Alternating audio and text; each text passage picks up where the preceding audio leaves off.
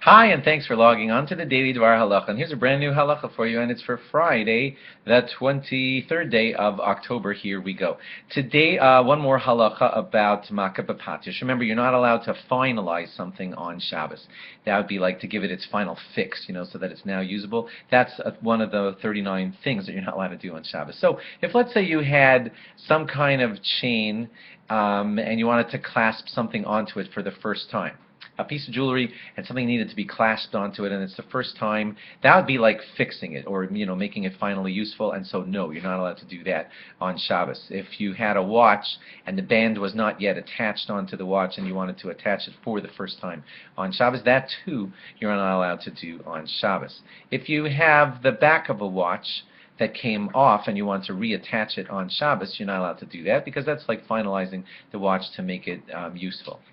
What about adjusting a watch, to set it to the right time, because it didn't stop, but it was on the wrong time? So some rabbis are lenient with that and some are not, and according to Reb Simcha Bunim Cohen, it's best for us to be strict on that and not adjust a watch on Shabbos.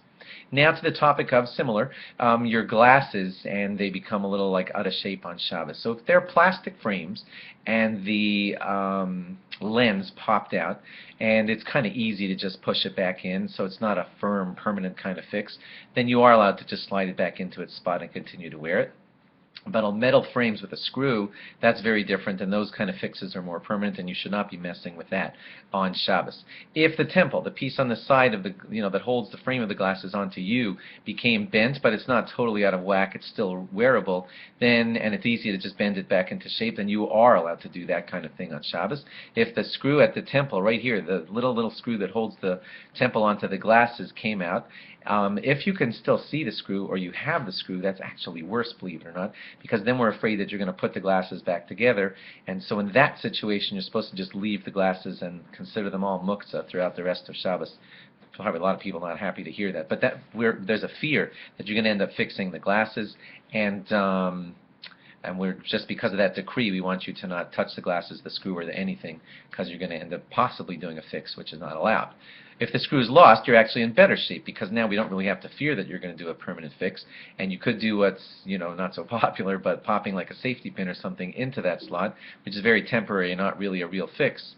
Also a little embarrassing, but that's what you would be, yes, allowed to do, because it's not a very permanent fix. So sorry, but that's how it works out. To fix your glasses a real way, you're not allowed to do kind of one of those goofy fixes with a safety pin is allowed, because it's very not permanent and not a final fix.